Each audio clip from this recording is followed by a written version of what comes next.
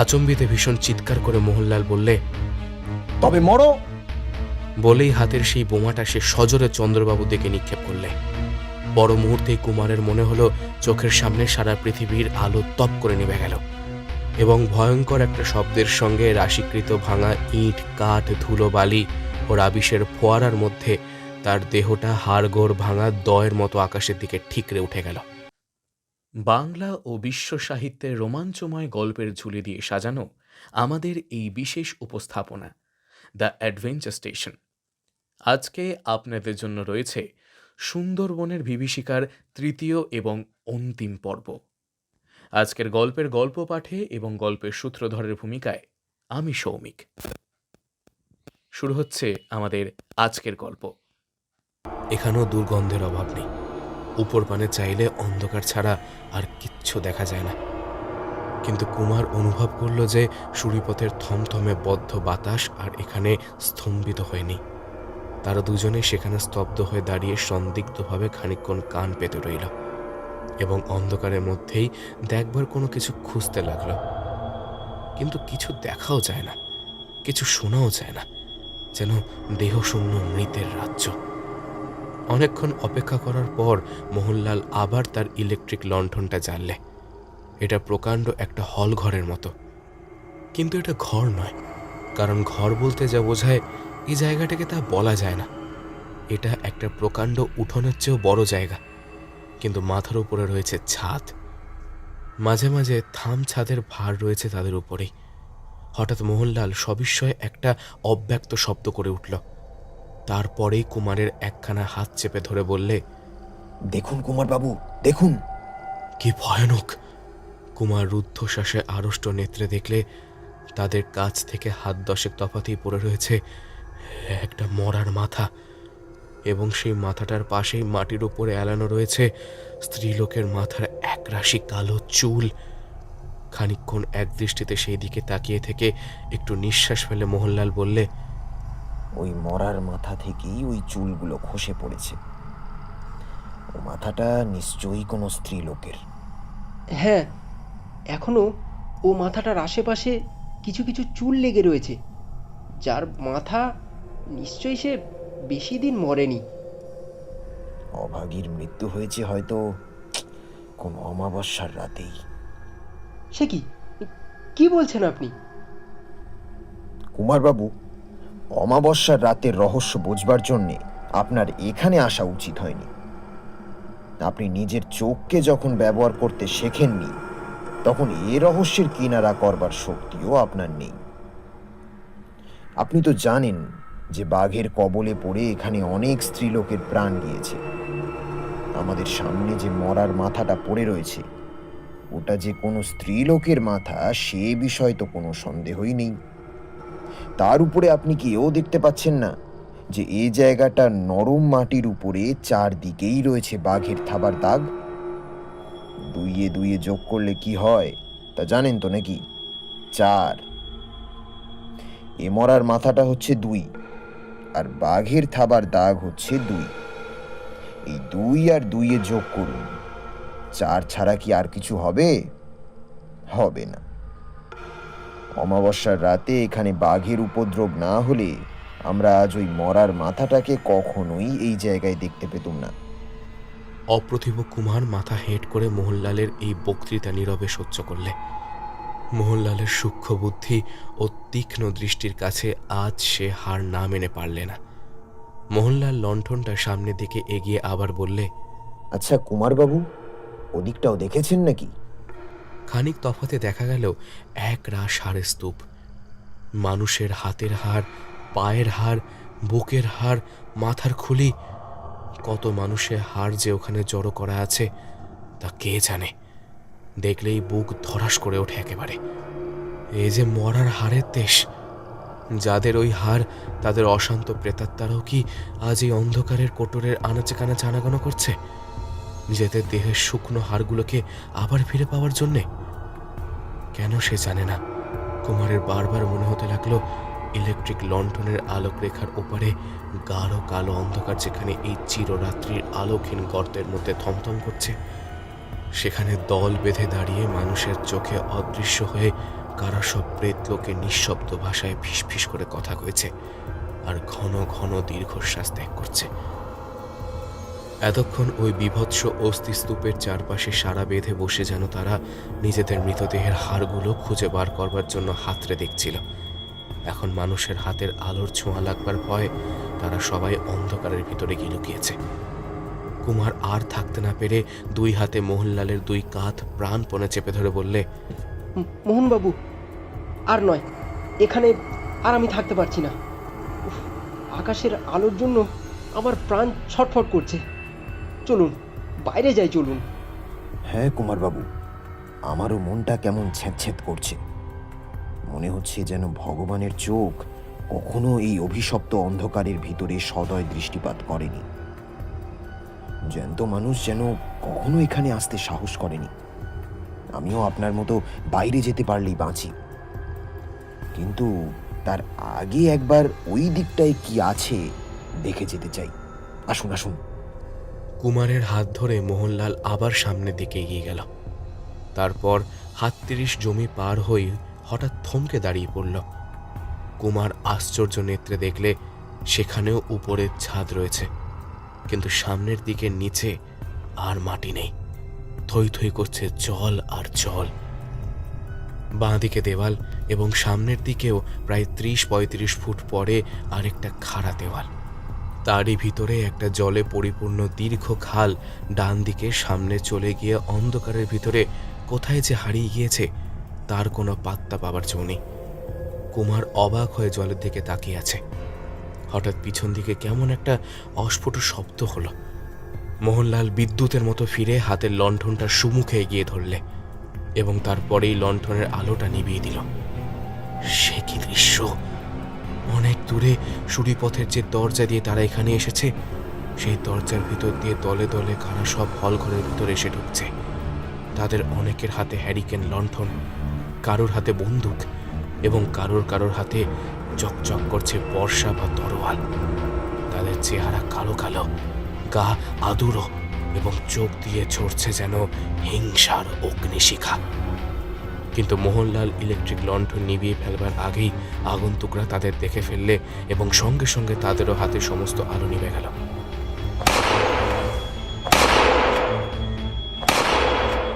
কুমার ও মোহনলালের আশপাশ দিয়ে ৩-৪টে বন্দুকের গুলি শ শ করে চলে গেল। মোহনলাল বলে উঠল, কুমারবাবু, লাফিয়ে পড়ুন, লাফিয়ে পড়ুন! কোথায়? এই খালের জলে বাঁচতে চান তো লাফিয়ে পড়ুন। বলেই মোহনলাল লাফ মারলে। সঙ্গে সঙ্গে কুমারও দিলে মস্ত এক লাফ। ছপাং ছপাং করে দুজনে জলের ভেতরে গিয়ে পড়ল। মোহনলাল ইলেকট্রিক লণ্ঠনটা আরেকবার চালিয়ে বললে, এ জলে দেখছি স্রোতের খুব টান। নিশ্চয়ই কোনো নদীর সঙ্গে যোগ আছে। সাঁতার দিয়ে স্রোতের টানের সঙ্গে ভেসে চলুন। মোহনলালের মুখের কথা শেষ হতে না হতেই হাত কয়েক তফাতে জল তোল পার করে প্রকাণ্ড কি একটা ভেসে উঠল। কুমির! কুমির! সামনে দপদপ করে দুটুকরো আগুন জ্বলছে। সে দুটো কি কুমিরের চোখ না সাক্ষাৎ মৃত্যুর চোখ? ওপাশ থেকে মোহনলালের স্থির গম্ভীর অথচ দ্রুত কণ্ঠস্বর শোনা গেল, কুমারবাবু, টপ করে ডুব দিন। ডুব সাঁতার দিয়ে যতটা পারেন ভেসে যান, আবার ভেসে উঠে নিঃশ্বাস নিয়ে ডুব দিয়ে অন্যদিকে এগিয়ে যান। এইভাবে একবার ভেসে উঠে নিঃশ্বাস নিয়ে আবার ডুব দিয়ে এঁকে বেঁকে এগিয়ে চলুন। মোহনলালের মুখের কথা শেষ হতে না হতেই সামনের আগুন চোখ দুটো নেমে গেল। কুমার বুঝলে কুমির শিকার ধরবার জন্য ডুব দিলে। সঙ্গে সঙ্গে সেও দিলে ডুব। নিঃশ্বাস বন্ধ করে জলের তলা দিয়ে ডান দিকে যতটা পারলে সাঁতরে এগিয়ে গেল। তারপর ভেসে উঠে নিঃশ্বাস নিয়ে আবার ডুব দিয়ে ডান দিকে এগিয়ে গেল। এমনই করেই বারংবার ভেসে এবং বারংবার ডুবে এঁকে বেঁকে কুমার অনেকক্ষণ সাঁতার দিলে। সঙ্গে সঙ্গে সে ভাবতে লাগলো, মোহনলাল বিপদেও কি অটল, কি তা স্থির বুদ্ধি। সামনে ভীষণ কুমির দেখে সে যখন ভয়ে ভেবড়ে পড়েছে, মোহনলালের মাথা তখন বিপদ থেকে মুক্তি লাভের উপায় চিন্তা করছে। মোহনলাল যে কৌশল তাকে শিখিয়ে দিল সেটা সেও জানত, কিন্তু কুমিরের মুখে পড়ে তার কথা স্রেফ ভুলে গিয়েছিল কুমার। কুমিররা লক্ষ্য স্থির করে জলের উপরে ভেসে উঠেই তারপর ডুব দিয়ে ঠিক লক্ষ্যস্থলে গিয়ে শিকার ধরে। কিন্তু ইতিমধ্যে যাকে সে ধরবে সে যদি স্থান পরিবর্তন করে তাহলে কুমির তাকে আর ধরতে পারে না। খানিকক্ষণ পরেই কুমার দেখলে যে সামনের দিকে দূর দিনের ধপধপে আলো দেখা যাচ্ছে। তাহলে ওইটাই হচ্ছে সুড়ঙ্গ খালের মুখ। কিন্তু পিছনে কালো জল তোলপাড় করে যে নির্দয় মৃত্যু তখন এগিয়ে আসছে, তার কবল থেকে উদ্ধার পাওয়ার জন্য তাকে তখনই আবার ডুব দিতে হলো। আলো দেখে খুশি হবার বা মোহনলালের খোঁজ নেবার অবসর কুমারের এখন নেই। সুড়ঙ্গ খাল শেষ হলো। কুমার বাইরের উজ্জ্বল সূর্য কিরণে এসে দেখলে অদূরেই মোহনলাল ও নদীর উপরে ভেসে উঠল। কুমার বুঝলে খাল কেটে গায়ের কাজলা নদীর জলই সে প্রকাণ্ড সুড়ঙ্গের মধ্যে দিয়ে যাওয়া হয়েছে। নিশ্চয়ই এসব হচ্ছে সেকেলের ডাকাতদের কাণ্ড। পিছনে তাকিয়ে দেখলে সেই একগুয়ে কুমিরটাও জলের উপরে জেগে উঠল, মোহনলালের খুব কাছেই। উফ, ভারী তো জ্বালালে দেখছি। এই আপদ যে কিছুতেই আমাদের সঙ্গ ছাড়তে চায় না। কুমির ও মোহনলাল আবার জলের তলায় অদৃশ্য হলো। এবারে কুমির আর ডুব দিলে না, কারণ সে বুঝে নিল কুমিরের লক্ষ্য এখন মোহনলালের দিকেই। আবার মোহনলাল খানিকটা তফাতে গিয়ে ভেসে উঠল এবং কুমিরটাও ভেসে উঠল ঠিক সেইখানে, একটু আগেই মোহনলাল যেখান থেকে ডুব মেরেছিল। আবার শিকার ফেকেছে দেখে কুমিরটা নিষ্ফল আক্রোশে জলের ওপর ল্যাজ আঁচড়াতে লাগলো। মানুষ খেতে এসে এমন বিষম পরিশ্রম বোধ হয় তাকে আর কখনো করতে হয়নি। না, এই লুকোচুরি খেলা আর ভালো লাগছে না। দেখি দেখি বেটা এতেও ভয় পায় কিনা। বলেই সে কুমিরের চোখ টিপ করে উপরি উপরি 3 বার রিভলভার ছুড়ে স্যাট করে জলের তলায় নেমে গেল। সঙ্গে সঙ্গে কুমিরের অদৃশ্য। রিভলভারের গুলিতে কুমির যে মরবে না, কুমার তা জানত। যত বড় জানোয়ারি হোক, সাত করে কেউ রিভলভারের গুলি হজম করতে চায় না। তাই এবার মোহনলাল ভেসে উঠবার পরেও কুমিরটার ল্যাজের একটুখানি ডগা পর্যন্ত দেখা গেল না। মানুষ খাবার চেষ্টা করলে যে সবসময় আরাম পাওয়া যায় না, কুমিরটা বোধহয় তা বুঝতে পেরেছে। অন্তত তার একটা চোখ যে কানা হয়ে যায়নি তাই বাকে বলতে পারে। চলুন চলুন কুমারবাবু, আমরা বরং ডাঙায় গিয়ে উঠি। তীরে উঠে মোহনলাল বললে, এসেছিলুম পটল বাবুর সঙ্গে দেখা করতে, কিন্তু আপনি কি বলেন কুমারবাবু, এই অবস্থায় আমাদের কি আর কোনো ভদ্রলোকের সঙ্গে দেখা করতে যাওয়া উচিত? পটলবাবুর সঙ্গে আর একদিন দেখা করলেই চলবে। আর সত্যি কথা বলতে কি, পটলবাবুর উপরে আমার অত্যন্ত সন্দেহ হচ্ছে। কেন? পটলবাবুর বাড়ির ভিতরে আজ যা দেখলুম, তার সঙ্গে যে তার যোগ নেই, এটা কি বিশ্বাস করা যায়? না, তা বিশ্বাস করা যায় না। কিন্তু পটলবাবু তো অনায়াসেই বলতে পারেন যে সেকেলে প্রকাণ্ড অট্টালিকার ভাঙা ইটের রাশির ভেতরে কোনো মানুষ তো ভরসা করে পা বাড়ায় না। তিনি এর বাইরের মহলটাই মেরামত করে নিয়েছেন, এর ভেতরে তিনি কোনো দিন ঢোকেননি। সুতরাং এর মধ্যে কি হচ্ছে না হচ্ছে তা তিনি কেমন করে জানবেন? তিনি বললেই কি আমরা মেনে নেব? অগত্যা, না মেনে উপায় কি? আমাদের প্রমাণ কোথায়? বাড়ির ভাঙা মহলগুলো তো দিনরাতই খোলা পড়ে থাকে। বাইরের যে কোনো লোক যখন খুশি তার ভেতরে ঢুকতে পারে, যেমন আজ আমরাই ঢুকেছিলুম। অথচ পটলবাবু কিছুই টের পাননি। ডাকাত বা অন্য কোনো বদমাইশের দল কোনো অজানা গুপ্তপথ দিয়ে যদি তার মধ্যে ঢুকে কখন কোথায় আস্তানা পাতে, সে কথা তিনি কি করে জানবেন বলুন তো? ভাঙা বাড়ির ভেতরে যে বাঘের আড্ডা আছে, এটাও তার পক্ষে জানা সম্ভব নয়। আর বুনো বাঘ যদি মানুষ ধরে খায়, সেজন্যে কেউ পটলবাবুর ঘাড়ে দোষ চাপাতে পারে না। আর এ হচ্ছে আশ্চর্য বুনো বাঘ। পোড়ো বাড়িতে থাকে, তিথি নক্ষত্রের খবর রাখে, অমাবস্যার রাত না হলে তার খিদে হয় না, গয়না পরা স্ত্রীলোক ছাড়া আবার কাউকে সে ধরে না, আবার সঙ্গে করে আনে ডাকাতের দল। প্রতি অমাবস্যার রাতে এখানে এসে যে দেখা দেয়, সে কি সত্যি সত্যি বাঘ, না আর কিছু? আপনি তো সচক্ষেই বাঘটাকে দেখেছেন, আমিও দেখেছি। এ যে আসল বাঘই বটে তারও প্রমাণ আজ পেয়েছি। পোড়ো বাড়ির অন্ধকার গহ্বরে মানুষের হাড়ের স্তূপ তো দেখেছেন। যাদের রক্ত মাংস গেছে বাঘের জঠরে, সেই অভাগাদেরই হাড়ের রাশি পড়ে রয়েছে। এ বাঘ কি মায়া বাঘ, না এসব ভুতুড়ে কাণ্ড? গাঁয়ের লোকরাও বলে এসব ভুতুড়ে কাণ্ড, কিন্তু বিংশ শতাব্দীর ইংরেজ আইনের কাছে ভুতুড়ে কাণ্ড বলে কোনো কাণ্ডই নেই। আমরা একালের সভ্য লোক। ভূত তো কোন ছাড়, ভগবানকেই আমরা উড়িয়ে দিতে পারলে বেঁচে যাই। কিন্তু যাক সে কথা, এখন আপনি কি করবেন? থানায় ফিরে যাব? কিন্তু সাবধান, আজ যা দেখেছেন থানার কারুর কাছে কিন্তু তা প্রকাশ করবেন না। অমাবস্যার রাতের রহস্য যদি জানতে চান তাহলে একেবারে মুখ বন্ধ করে রাখবেন পুলিশের কাছে।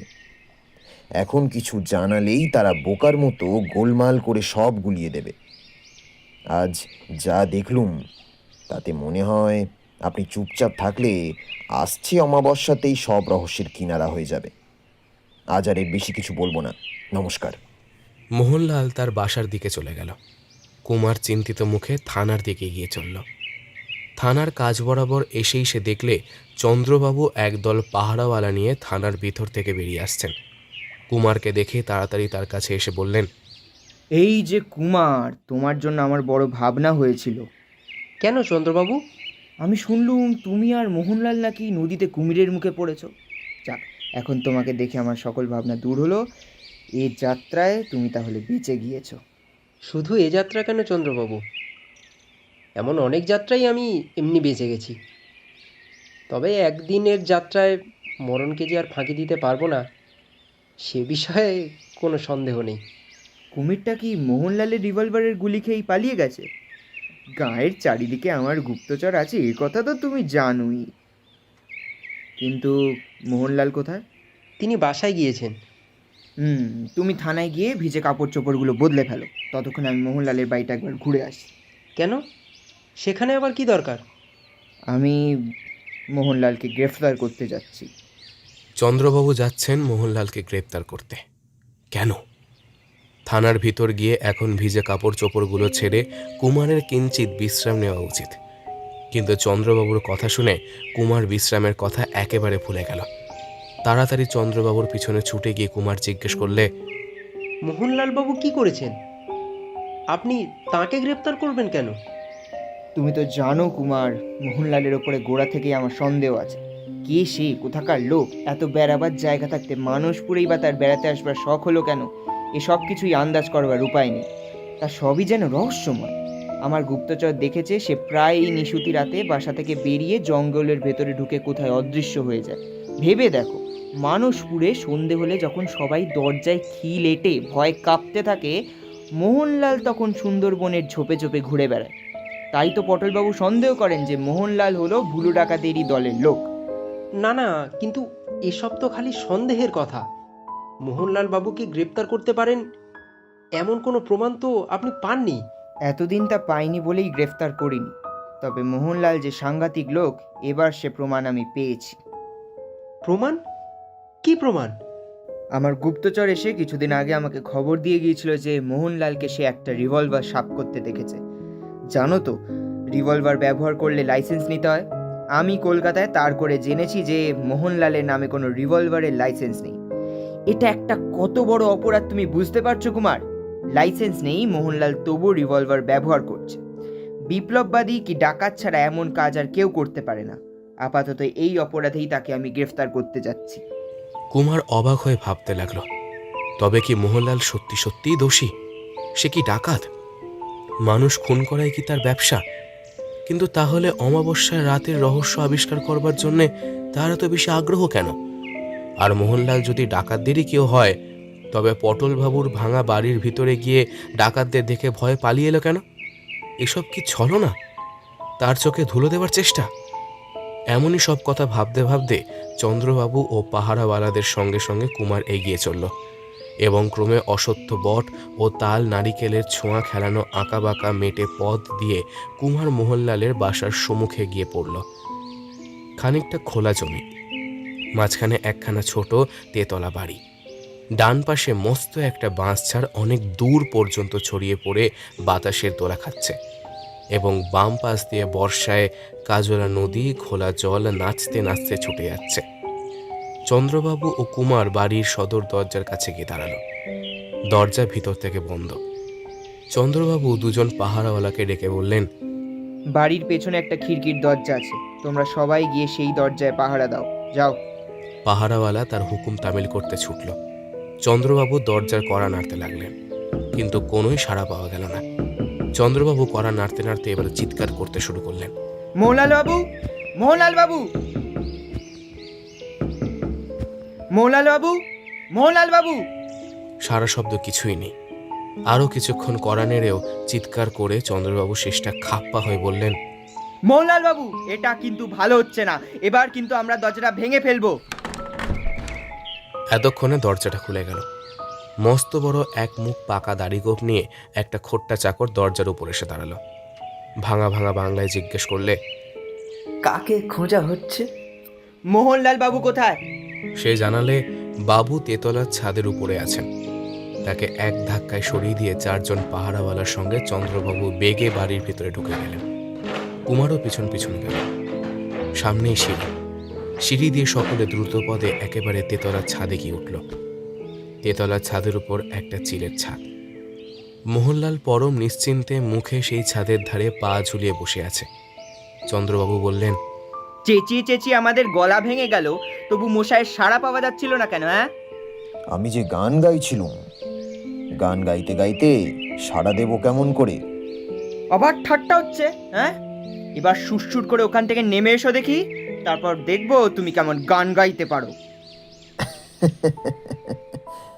বাবা, আমাকে এত আদর করে নিচে নামতে বলছেন কেন চন্দ্রবাবু? তোমাকে দিল্লির লাড্ডু খাওয়াবো কি না, তাই এত সাদাসাদি করছি। মোহনলাল খুব ফুর্তির সঙ্গে 2 হাতে তুড়ি দিয়ে ঘন ঘন মাথা নাড়তে নাড়তে গান ধরে দিলে।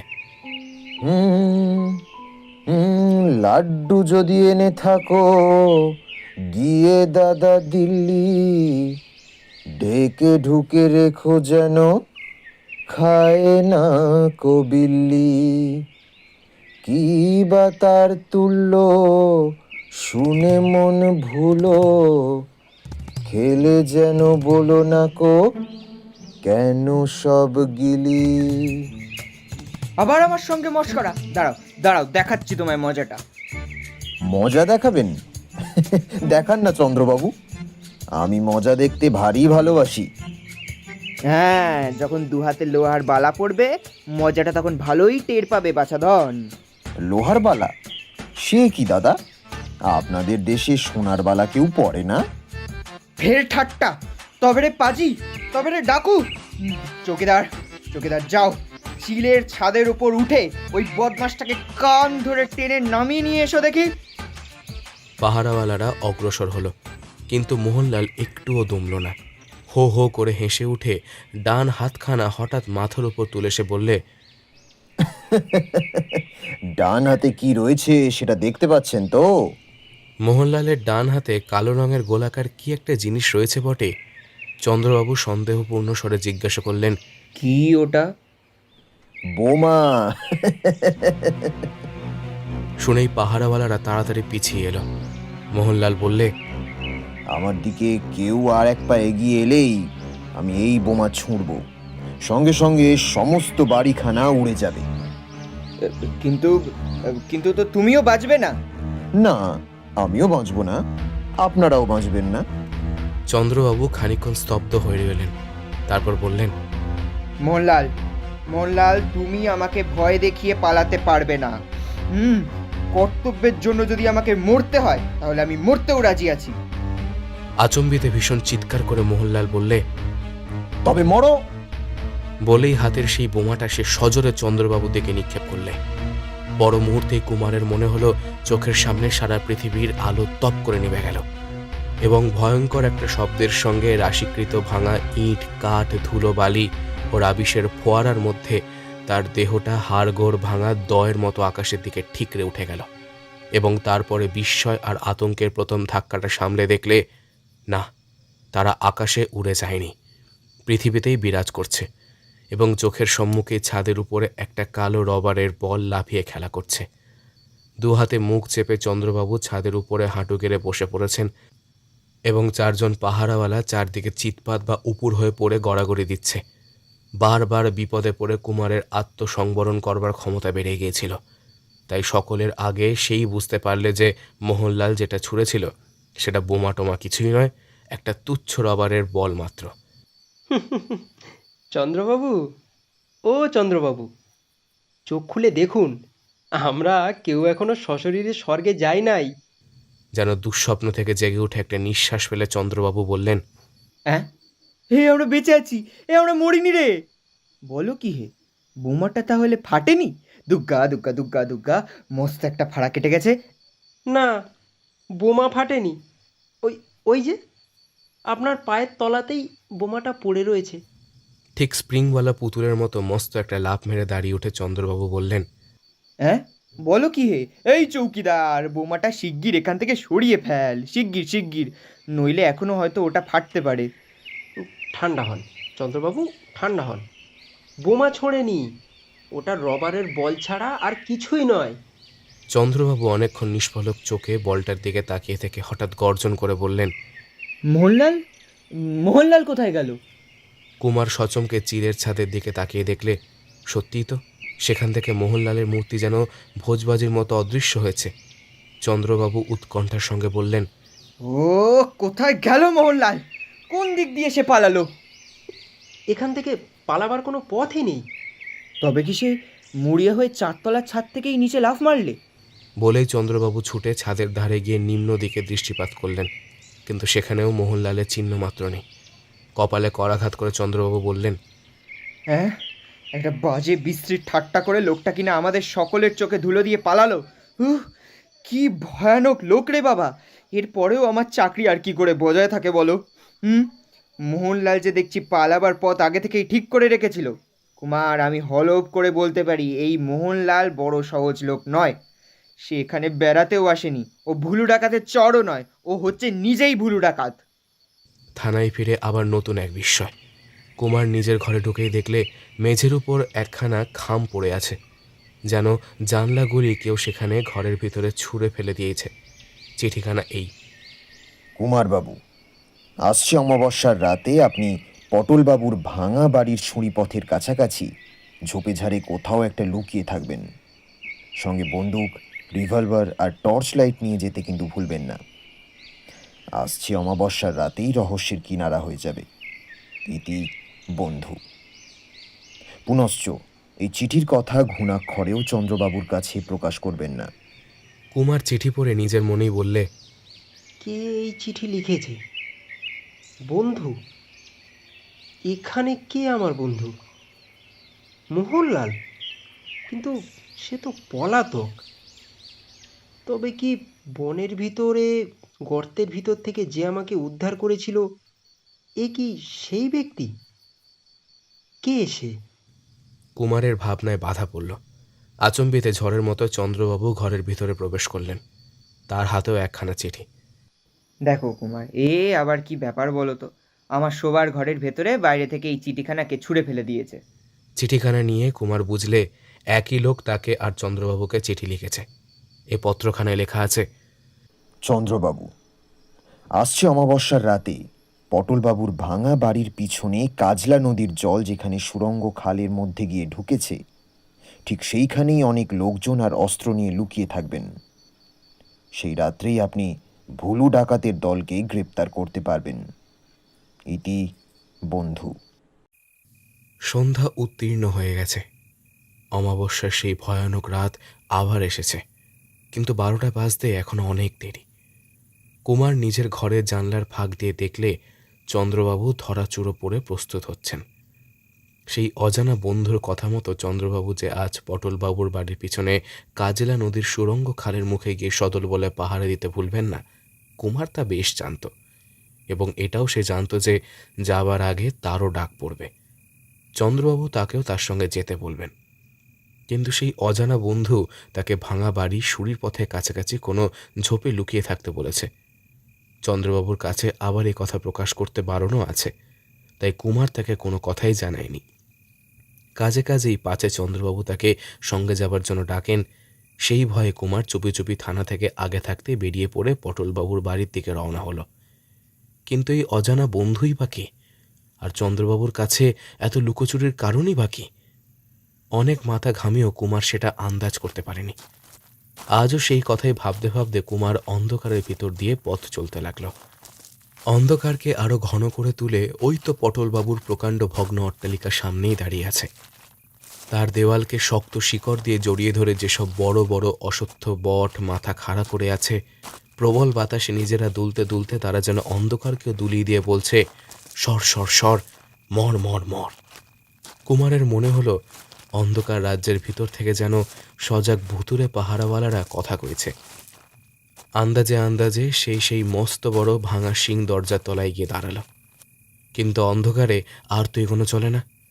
কুমার কান পেতে খুব তীক্ষ্ণ চোখে চারিদিকে তাকিয়ে দেখলে, কিন্তু দেখাও যায় না এবং গাছপালার মর্মর শব্দ ছাড়া আর কিছু শোনাও যায় না। সে তখন টর্চ লাইটটা টিপে মাঝে মাঝে আলো জ্বেলে ধীরে ধীরে অগ্রসর হতে লাগলো। আবার সেই সব বিভীষিকা, মাথার উপরে উড়ন্ত প্রেতাত্মার মতো ঝপঝপট করে বাদুরের দল যাচ্ছে আর আসছে, যাচ্ছে আর আসছে। দুটো গোখ্র সাপ ফনা তুলে ফোঁস করে উঠেই টর্চ লাইটের তীব্র আলোয় ভয়ে পেয়ে বিদ্যুতের মতো এঁকে বেঁকে পালিয়ে গেল। চক মিলানো ঘরগুলোর ও দালানের আনাজ কানাজ থেকে যেন কাদের হিংসুক ক্ষুধিত ও জলজলে চোখ দেখা যায়। দিনের বেলাতেই যে নির্জন বিপদপূর্ণ বাড়ির ভীষণতা মনকে একেবারে কাবু করে দেয়, অমাবস্যার কালো রাতে সে বাড়ি যে আরও কত ভয়ানক হয়ে উঠতে পারে, কুমারের আজ সেটা আর বুঝতে বাকি রইল না। তবুও সেদিন মোহনলাল সঙ্গে ছিল, আর আজ সে একা। কুমারের প্রাণ খুব কঠিন, তাই এখনও সে অটল পদে এগিয়ে যাচ্ছে। অন্য কেউ হলে হয়তো অজ্ঞানী হয়ে পড়ত। কুমার ভয় পেল না বটে, কিন্তু তারও বারবার মনে হতে লাগলো এই প্রকাণ্ড পোড়ো বাড়িটা হানাবাড়ি না হয়ে যায় না। এ হচ্ছে নিষ্ঠুর ডাকাত জমিদারদের বাড়ি। কত মানুষ এখানে যন্ত্রণায় ছটফট করতে করতে অপঘাতে মারা পড়েছে, কে তা বলতে পারে? নিশ্চয়ই তাদের আত্মার গতি হয়নি। নিশ্চয়ই তারা নিঃশব্দে কেঁদে কেঁদে বাতাসে বাতাসে দীর্ঘশ্বাস ফেলে ঘরে ঘরে ঘুরে বেড়াচ্ছে এবং মাঝে মাঝে উকি মেরে তাকে দেখছে। আচম্বিতে কুমার সচমকে শুনলে ঠিক তার পিছনে কার পায়ের শব্দ। সে থমকে দাঁড়িয়ে পড়ল, কান পেতে শুনলে শব্দ টব্দ কিছুই নেই, তারই শোনবার ভুল। এই ভেবে কুমার আবার এগোল। আবার সেই পায়ের শব্দ। আবার সে দাঁড়িয়ে পড়ল, সঙ্গে সঙ্গে পায়ের শব্দও থেমে গেল। না, তার শোনবার ভুল নয়, কেউ তার পিছু নিয়েছে। কিন্তু কে সে? ভূত না হিংস্র জন্তু? সন্তর্পণে কুমার অগ্রসর হল। অমনি সেই পায়ের শব্দও জেগে উঠল। হঠাৎ কুমার তীর বেগে ফিরে দাঁড়ালো। তার এক হাতে জ্বলন্ত টর্চ লাইট আর এক হাতে রিভলভার। কারোকে দেখা গেল না বটে, কিন্তু উঠোনের উপরে একটা মস্ত ঝোপ তুলছে। কেউ কি ওখানে লুকিয়ে আছে? যদি সে তাকে দেখে থাকে, তাহলে তারও আর আত্মগোপন করা বৃথা। অত্যন্ত সাবধানে রিভলভারের ঘোড়ার উপরে আঙুল রেখে টর্চের পূর্ণ আলো ঝোপের উপরে ফেলে কুমার পায়ে পায়ে সেই দিকে ফিরে গেল। ঝোপের সম্মুখে গিয়ে কুমার শুনিয়ে শুনিয়ে বললে, এখানে যদি কেউ থেকে থাকো তাহলে বেরিয়ে এসো, নইলে এই আমি গুলি করলুম। কোনো সাড়া নেই। ভালো করে সে তখন ঝোপটা নেড়েচেড়ে দেখলে, কিন্তু কিছুই আবিষ্কার করতে পারলে না। কেবল খানিক তফাতে আরেকটা ঝোপ থেকে একটা শিয়াল বেরিয়ে ঊর্ধ্বশ্বাসে ছুটে পালালো। হয়তো ওই শিয়ালের পায়ের শব্দেই সে ভয় পেয়েছে। এই ভেবে কুমার আবার অগ্রসর হলো। দু পা যায়, থামে আর শোনে, কিন্তু পায়ের শব্দ আর শোনা গেল না। ওই তো সেই সুড়িপথ। সে আর মোহনলাল সেদিন ওরই মধ্যে ঢুকে বিপদে পড়েছিল।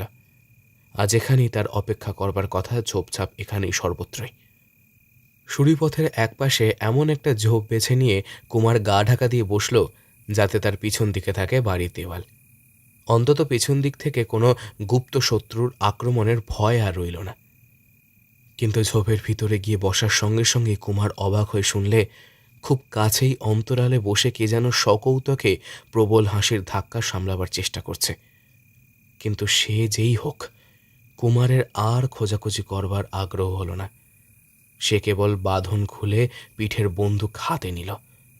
যখন তার পিছনে রইল দেওয়াল, আর হাতে রইল বন্দুক, আর সামনের দিকে জেগে রইল তার সাবধানী দুই চক্ষু, তখন কোনো শত্রুরই তোয়াক্কা সে রাখে না। জন্তু, মানুষ ও অমানুষ, অমন অনেক শত্রুকেই এ জীবনে সে দেখেছে। শত্রুর ভয়ে তার বুক কোনোদিনও কাঁপেনি, আজও কাঁপবে না। কিন্তু শত্রু তবুও এলো, একলা নয়, চুপি চুপি নয়, দলে দলে, ভীম বিক্রমে কোলাহল করতে করতে।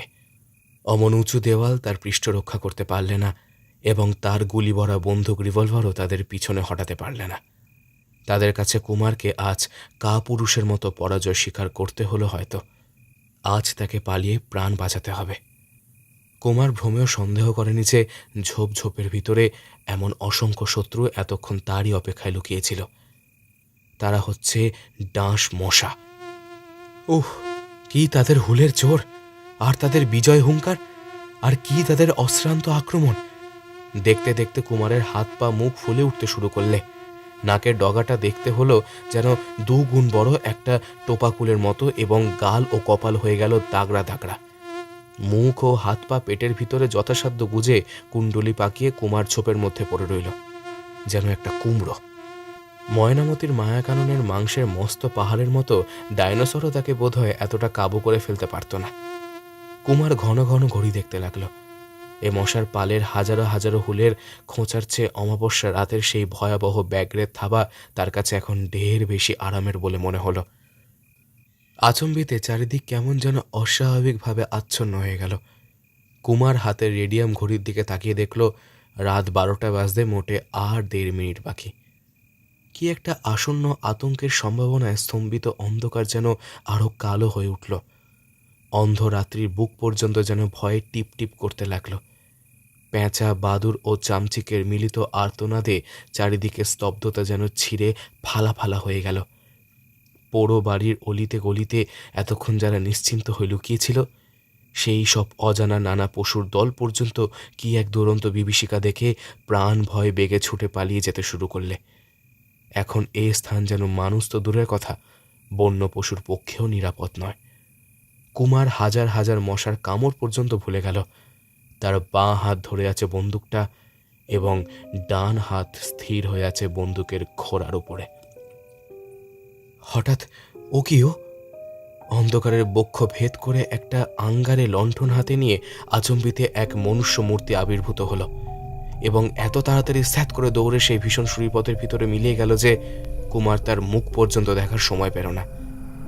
তাকে মানুষের মতো দেখতে বটে, কিন্তু সত্যিই কি সে মানুষ?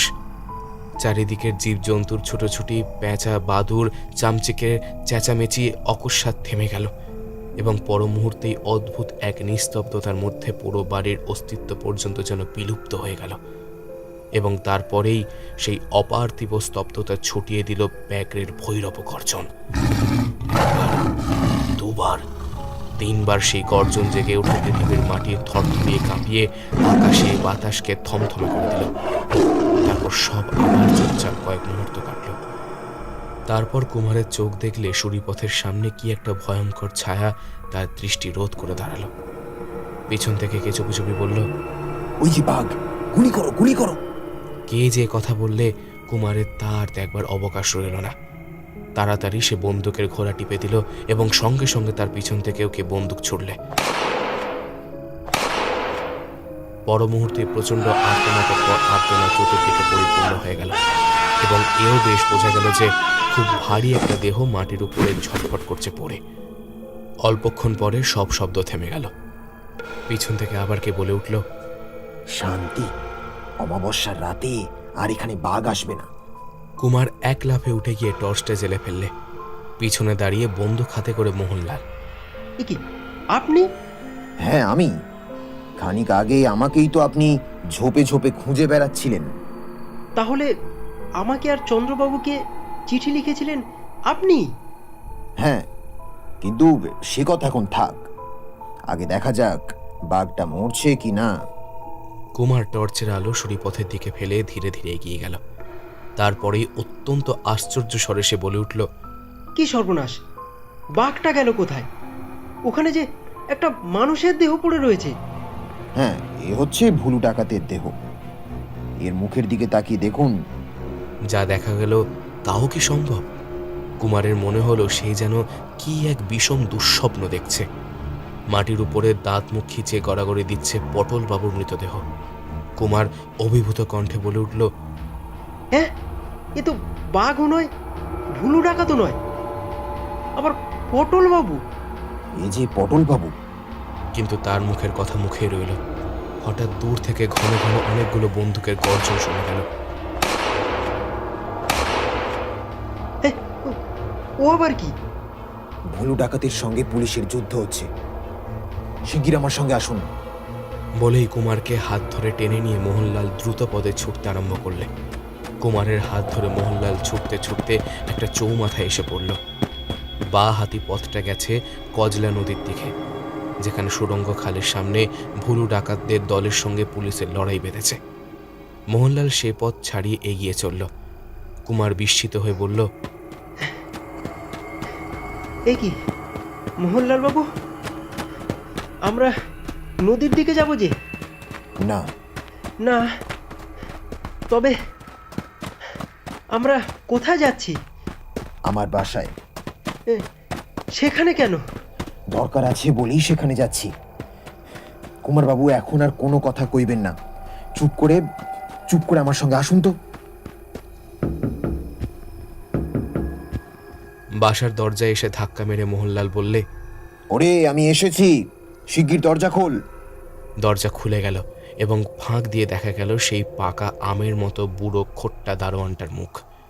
বাড়ির দোতলায় উঠে একটা ঘরের ভিতর ঢুকে একখানা চেয়ারের উপরে থপ করে বসে পড়ে মোহনলাল বললে, কুমারবাবু বসুন, একটু হাঁপ ছেড়ে নিন।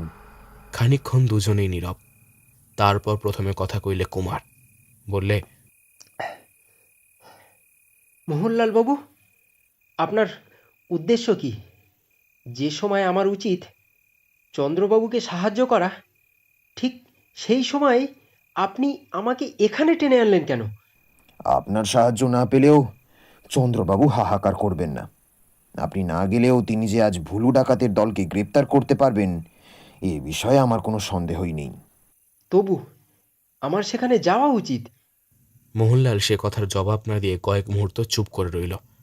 তারপর হঠাৎ জিজ্ঞাসা করলে, আচ্ছা কুমারবাবু, আপনি মার্গারেট মুরের লেখা the which cult in western Europe নামক বইটা পড়েছেন? এরকম খাপছাড়া প্রশ্নের অর্থ বুঝতে না পেরে কুমার বললে, না। আপনি ডাইনি বিশ্বাস করেন? ডাইনিদের অনেক গল্প শুনেছি বটে, সেসব গল্পে আমার বিশ্বাস হয় না। কিন্তু আপনি এমন সব উদ্ভট প্রশ্ন করছেন কেন?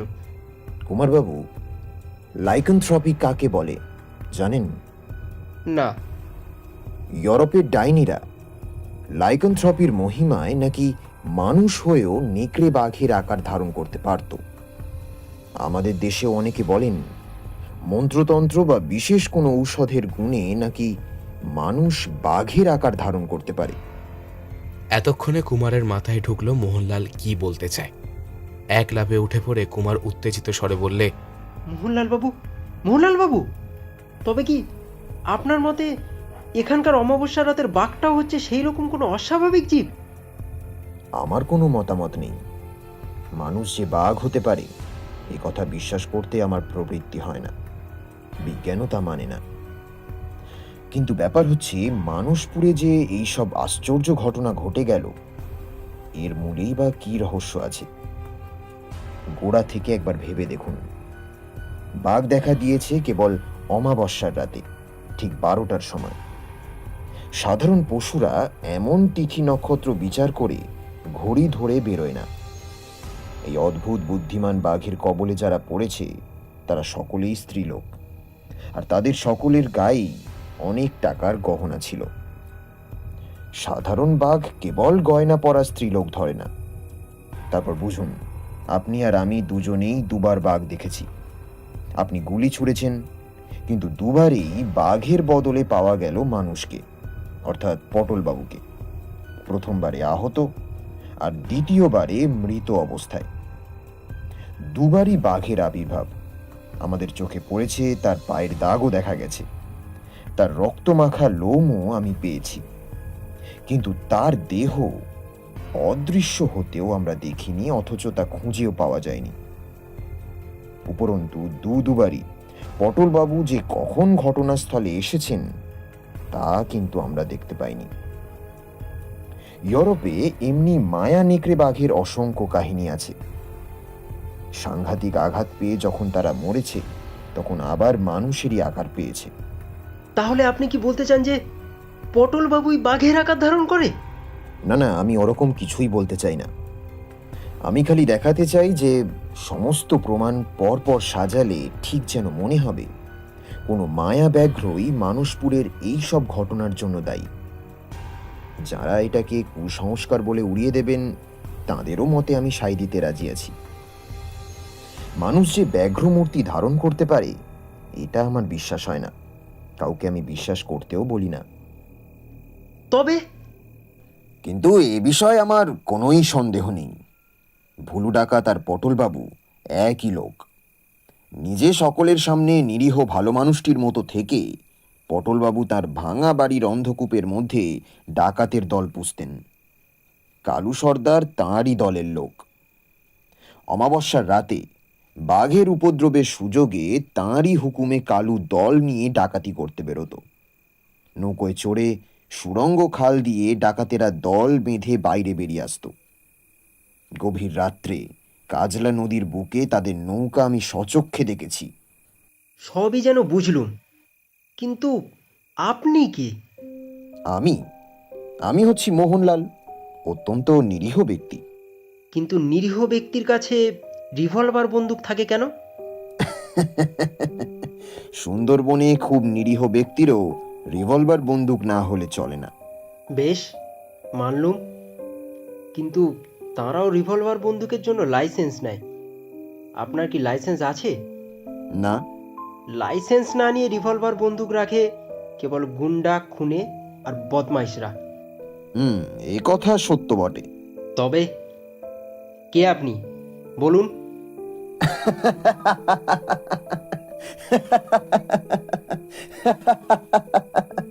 পুলিশের ভয়ে যে পালিয়ে বেড়ায় সে কখনোই ভালো লোক নয়।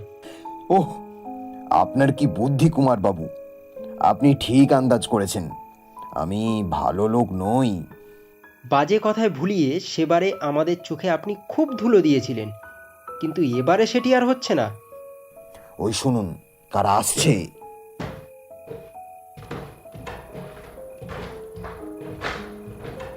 নিচের সিঁড়িতে ধূপ ধূপ করে অনেকগুলো দ্রুত পায়ের শব্দ শোনা গেল, যেন কারা বেগে উপরে উঠছে। এ আবার কোন শত্রুর দল আক্রমণ করতে আসছে? কুমার তাড়াতাড়ি উঠে দরজার দিকে মুখ ফিরিয়ে দাঁড়ালো। ঝড়ের মতো যারা ঘরের ভিতরে এসে ঢুকলো তারা শত্রু নয়, চন্দ্রবাবু আর তার পাহারাওয়ালারা।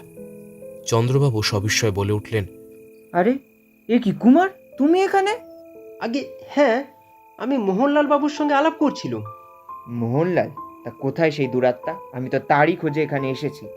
আজ আমি ভুলু ডাকাতের দলকে গ্রেফতার করছি, জানো? কেবল ভুলুকেই পাইনি। আমার বিশ্বাস মোহনলাল ভুলু ডাকাত ছাড়া আর কেউ নয়। কুমার ফিরে দেখলে মোহনলাল আর সেই ঘরে নেই। মোহনলাল যেখানে বসেছিল তার পিছনেই একটি বন্ধ দরজা, এ ঘর থেকে আরেকটা ঘরে যাবার জন্যে। মোহনলাল নিশ্চয়ই ও ঘরে গিয়ে দরজা বন্ধ করে দিয়েছে।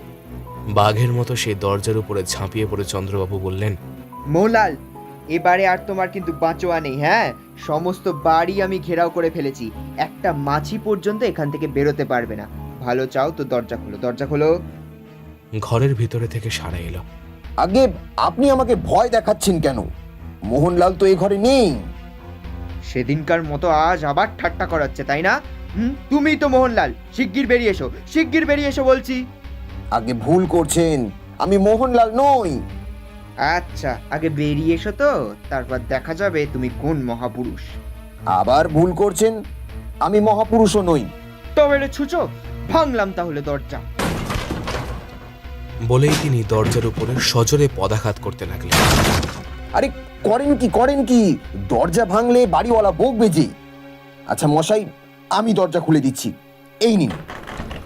হঠাৎ দরজা খুলে গেল।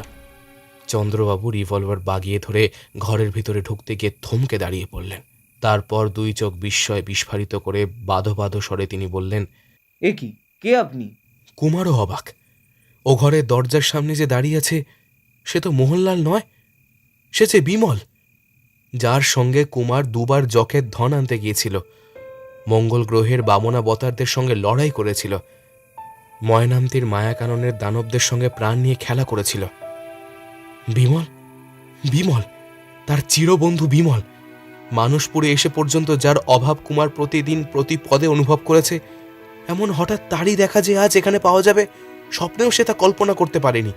বিমল, বিমল, তুমি কোথা থেকে এলে? তুমি কি আকাশ থেকে খসে পড়লে? না বন্ধু না, মোহনলাল রূপে গোড়া থেকেই আমি তোমার সঙ্গে সঙ্গে আছি। হ্যাঁ, বলেন কি? আপনি মোহনলাল? আগে হ্যাঁ, এখন আসুন চন্দ্রবাবু, আমার হাতে লোহার বালা পরিয়ে দিন। ধাঁ করে কুমারের একটা কথা মনে পড়ে গেল। তাড়াতাড়ি সে বলে উঠল, আচ্ছা বিমল, বাঘের গর্তে ডাকাতের কবল থেকে আমি তোমাকে উদ্ধার করেছিলাম, কিন্তু এজন্যে আমাকে ধন্যবাদ দেবার দরকার নেই। কুমার, পিছন ফিরে দেখো, ঘরের ভেতরেও আবার কে এলো। কুমার ফিরে দেখে এক মুখ হাসি নিয়ে দুপাটি দাঁত বের করে আহ্লাদে আটখানা হয়ে তার পিছনে দাঁড়িয়ে রয়েছে বিমলের পুরাতন ভৃত্য রামহরি। কি আশ্চর্য, তুমি আবার কোত্থেকে এলে?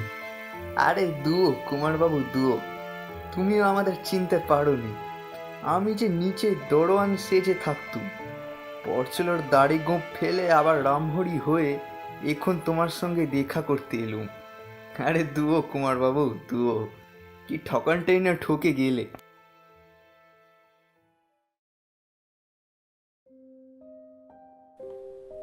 শেষ হলো আমাদের আজকের উপস্থাপনা। হেমেন্দ্র কুমার রায়ের লেখা অমাবস্যার রাত। মোহনলাল বাবু ওরফে বিমলের চরিত্রে আমি স্বর্ণাভ, কুমার পিনাকি, চন্দ্রবাবুর ভূমিকায় দীপমন্ত্র, পটলবাবু দেবজ্যোতি, নিশে শ্রীদীপ, ডাকাত শান্তনু, ভোঁদা ঋষি এবং চাকরের ভূমিকায় কিঞ্জল। গল্পের নাট্যরূপ, সমগ্র পর্ব পরিচালনা, poster design, original score and SFX Sridip. আজ এই পর্যন্তই। ফিরে আসব খুব তাড়াতাড়ি নতুন একটা গল্প নিয়ে। ততদিন সঙ্গে থাকুন আর শুনতে থাকুন দ্য অ্যাডভেঞ্চার স্টেশন, শুধুমাত্র আপনাদের গল্পের স্টেশনে।